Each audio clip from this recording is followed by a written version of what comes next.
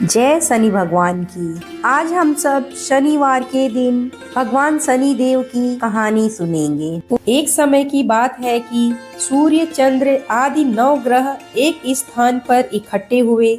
उनमें परस्पर वार्तालाप, तर्क वितर्क होते होते बात यहाँ तक आ पहुँची कि हम में से कौन सबसे श्रेष्ठ है। प्रत्येक ग्रह स्वयं श्रेष्ठ एवं पूजनीय कहने लगा। काफी वाद विवाद होने पर भी इस बात का निर्णय नहीं हो सका कि कौन सर्वाधिक श्रेष्ठ एवं पूजनीय है। अंत में यह निर्णय हुआ कि देवराज इंद्र के पास चलकर उनके समक्ष ही इस प्रश्न के समाधान का उपाय किया जाए। इस प्रकार सभी ग्रह इंद्र के पास पहुँचे और अपनी समस्या उनके समक्ष रखते हुए इसके समाधान करने की प्रार्थना की। ग्रहों की बातें सुनकर इंद्र असमंजस में पड़ गए कि किसे वह श्रेष्ठ बताए, किसकी श्रद्धा के पात्र बने और किसकी मानहानि कर उसके कोप का भाजन बने।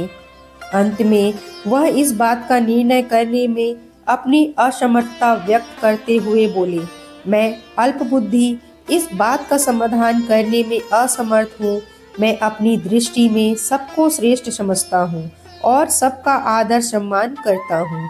इंद्र के इस उत्तर से 9 ग्रह संतुष्ट नहीं हो सके और उनसे इस बात का निर्णय करने का हठ पूर्वक आग्रह करने लगे।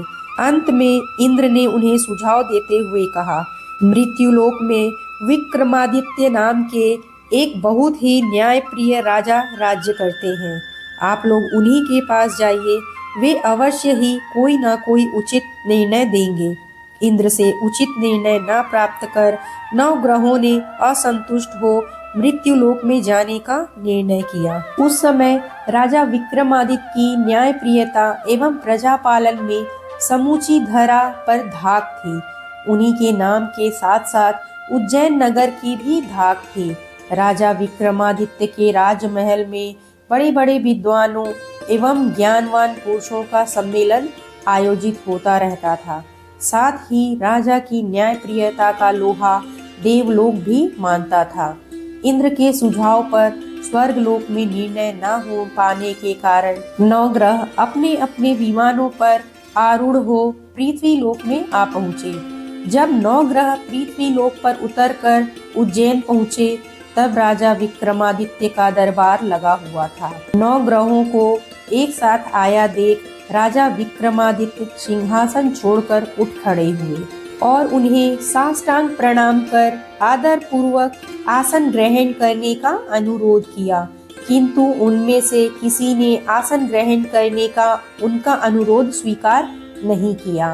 राजा विक्रमादित्य ने हस्तप्रबद्ध होकर प्रश्नवाचक दृष्टि से उनकी ओर देखा तो उनमें से देवगुरु बृहस्पति आगे बढ़कर अपने आने का आशय प्रकट करते हुए गंभीर आवाज में बोले, राजन, हम आपका आतिथ्य तभी स्वीकार करेंगे जब आप यह निर्णय कर दें कि हम में से श्रेष्ठ कौन है। राजा विक्रमादित्य इस संकट से पल भर तो घबरा गए, परंतु शीघ्र ही अपने को संयत करते हुए उन्होंने मन ही मन एक युक्ति सोच ली।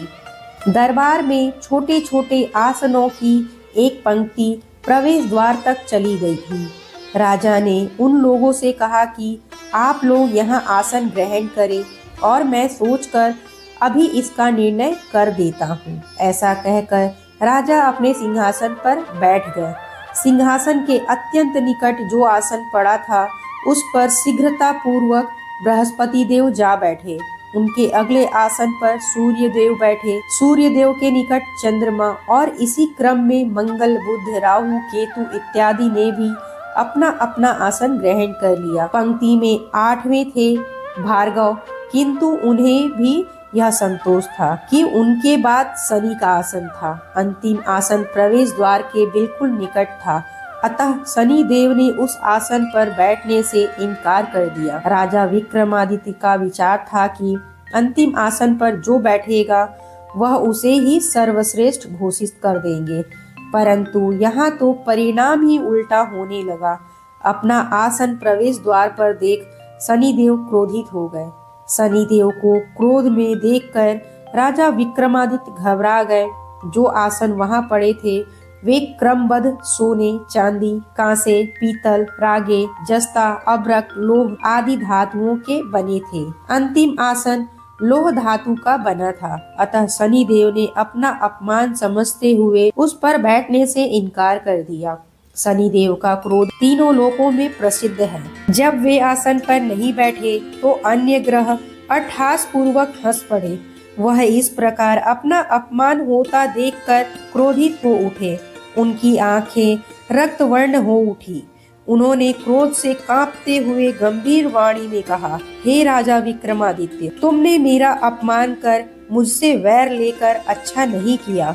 तुम्हें यह ज्ञात होना चाहिए कि सूर्य एक राशि पर 1 माह, चंद्रमा मात्र 2.25 दिन, मंगल 1.5 माह, बृहस्पति 13 माह, बुध और शुक्र 1 माह, राहु केतु उल्टे चलकर 18 माह तक एक राशि पर रह सकते हैं, किंतु मैं एक ही राशि पर 30 माह तक रह सकता हूँ।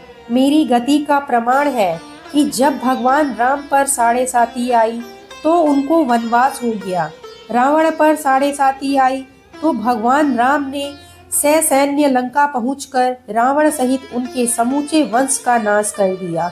हे राजा विक्रमादित्य, तुमने मेरे शौर्य एवं महत्ता को सबसे कम आंका है। अतः तुम मेरे किए गए अपमान का कोप भाजन बनना होगा।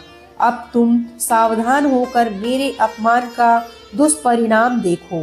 यह कहकर शनिदेव अपने वाहन पर आरूढ़ होकर अपने स्थान की ओर रवाना हो गए।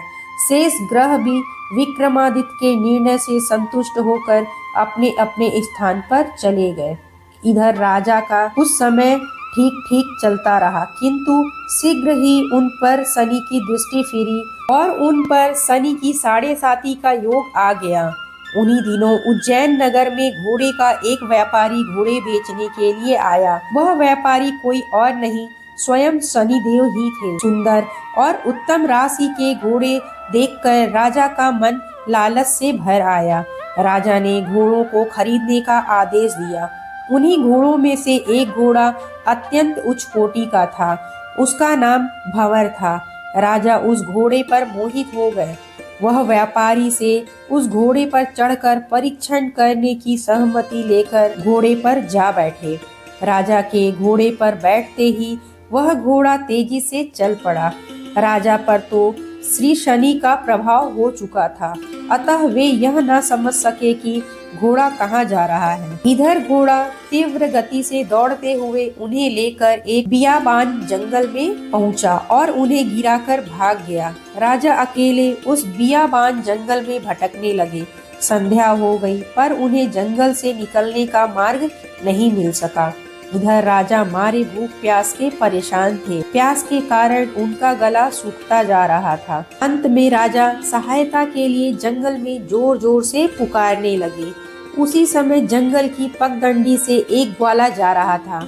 वह राजा की आर्त पुकार को सुनकर वहां रुक गया। राजा उस ग्वाले के पास पहुंच गए और उसे स्वयं के घोड़े से गिरने से लेकर जंगल में मार्ग भटकने तथा भूख प्यास से तड़पने तक की कथा कह सुनाई। ग्वाले ने राजा की व्यथा जानकर उन्हें निकट ही बहती हुई नदी में से लाकर जल पिला दिया। पानी पीकर राजा ने ग्वाले का आभार प्रकट किया और अपने हाथ की अंगूठी उतार कर देते हुए कहा, मैं उज्जैन का रहने वाला हूँ, रास्ता भटक गया हूँ, अतः मुझे रास्ता बता दो। तब ग्वाला राजा को अपने गांव ले गया। वहाँ एक मिष्ठान की दुकान पर राजा ने मिष्ठान खाकर जल पीकर अपनी सुधा शांत की और एक अंगूठी दुकानदार को भी दे दी।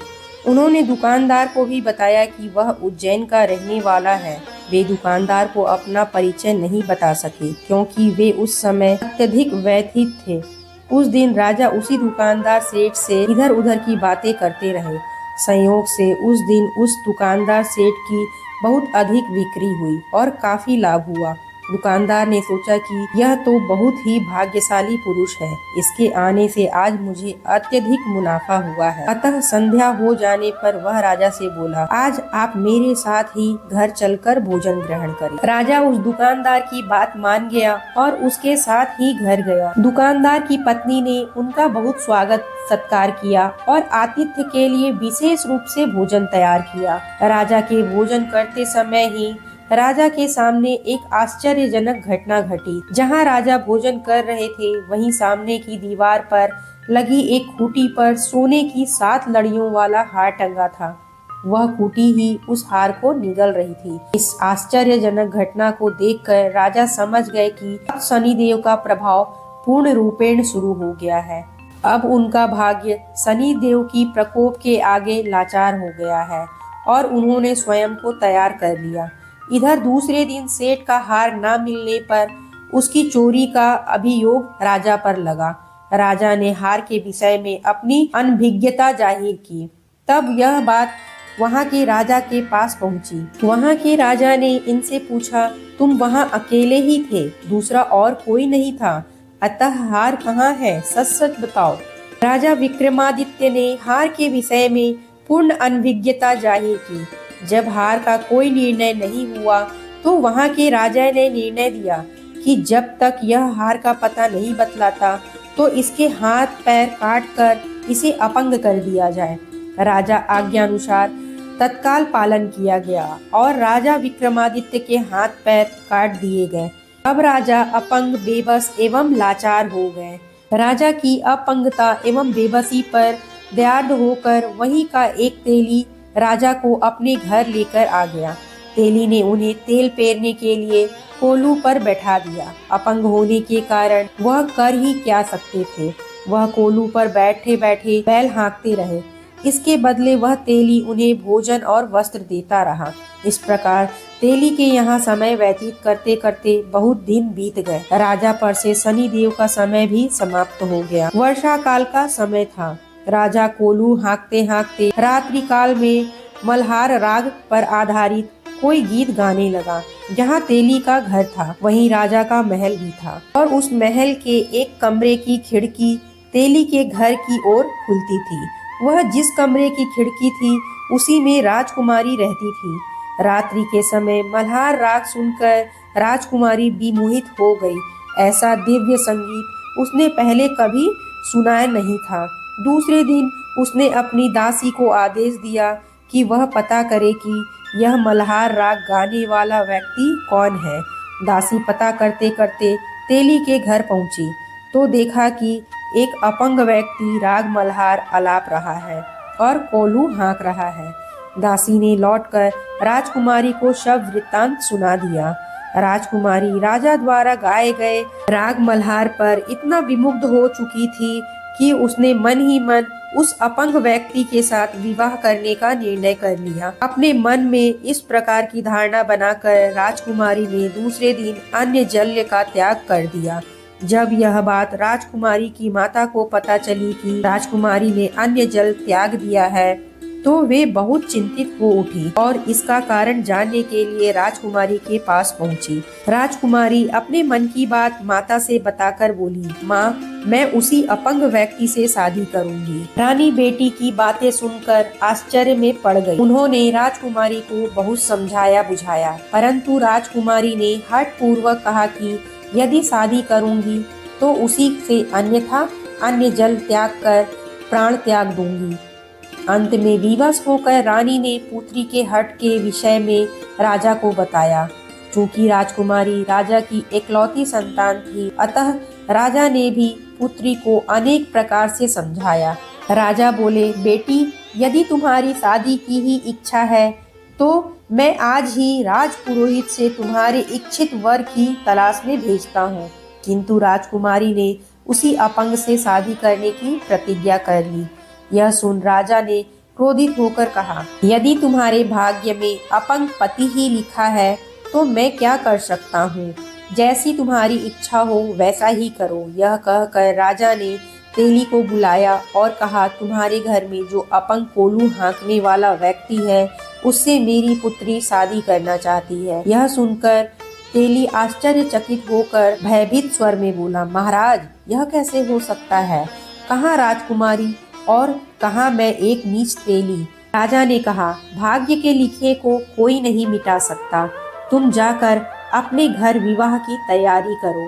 तेली अपने घर आकर विवाह की तैयारी करने लगा। राजा ने भी विवाह की सारी तैयारी कर राजकुमारी का विवाह तेली के घर दास बने राजा विक्रमादित्य से कर दिया। रात को जब अपंग हुआ राजा विक्रमादित्य महल में राजकुमारी के साथ सोए तो आधी रात के समय शनिदेव ने विक्रमादित्य को स्वप्न में दर्शन दिए और कहा, राजा विक्रमादित्य, तुमने मुझे छोटा बताकर कितने कष्ट भोगे। महाराज ने शनिदेव की बहुत अनुनय विनय कर उनसे क्षमा मांगी।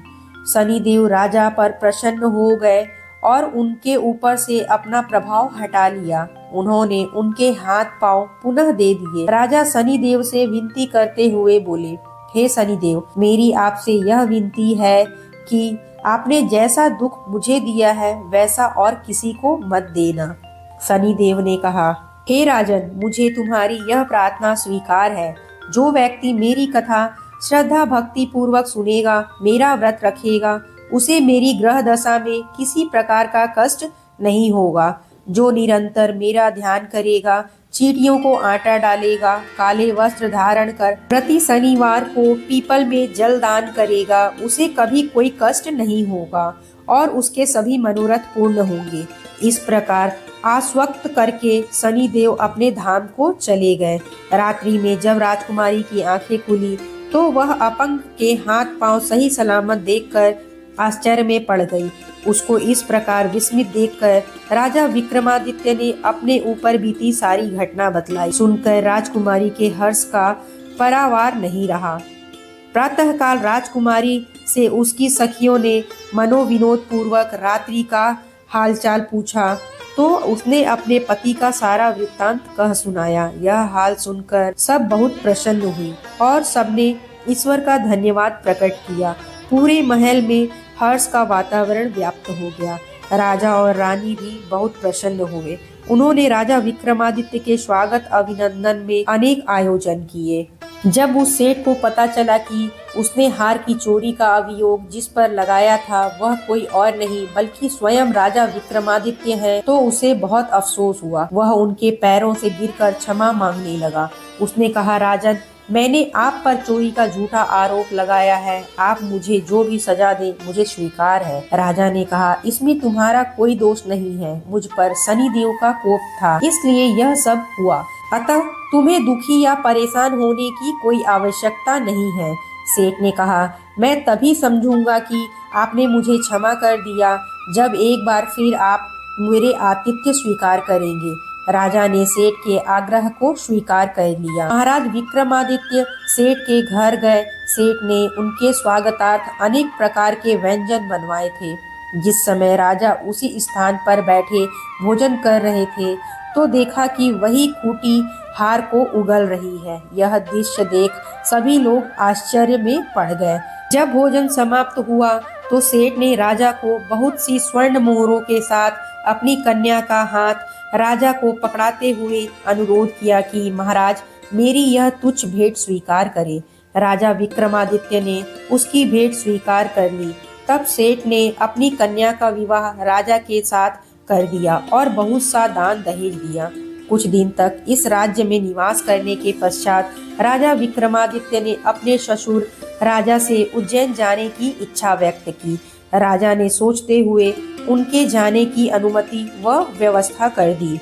इस प्रकार कुछ दिन बाद राजा विक्रमादित्य ने अपनी दोनों पत्नियों राजकुमारी एवं सेठ कन्या को विदा कराकर दोनों ससुरालों से अनेक दास दासियों, रथ पालकियां आदि दहेज लेकर उज्जैन के लिए प्रस्थान किया। जब वे अपनी राजधानी के निकट पहुँचे और पूर्ववासियों ने राजा विक्रमादित्य के वापस आने का समाचार राजमहल एवं रनिवास तक पहुँचा, तो पूरे राजमहल में हर्ष का वातावरण छा गया। उज्जैन की समस्त प्रजा ने राजा एवं 9 परिणीति रानियों को आदर पूर्वक राजमहल में पहुंचाया। राजा प्रसन्नता पूर्वक अपने राजमहल में पधारे। सारे नगर में उत्सव मनाया गया। रात्रि में दीपमालिका उत्सव मनाया गया। दूसरे दिन ही राजा ने दरबार में बैठकर यह घोषणा करवाई कि शनि देवता ही सभी ग्रहों में सर्वोपरि हैं। इस प्रकार राजा विक्रमादित्य के संपूर्ण राज्य में श्री शनि पूजन और कथा श्रवण होने लगा। राजा प्रजा सब सुखी हो गए, सर्वत्र आरोग्य एवं शांति छा गई। इस प्रकार जो कोई भी शनिदेव की कथा पढ़ता या सुनता है, शनिदेव की कृपा से उसके सारे दुख दूर हो जाते हैं। इस तरह व्रत के दिन शनिदेव की कथा अवश्य सुननी चाहिए। जय शनिदेव।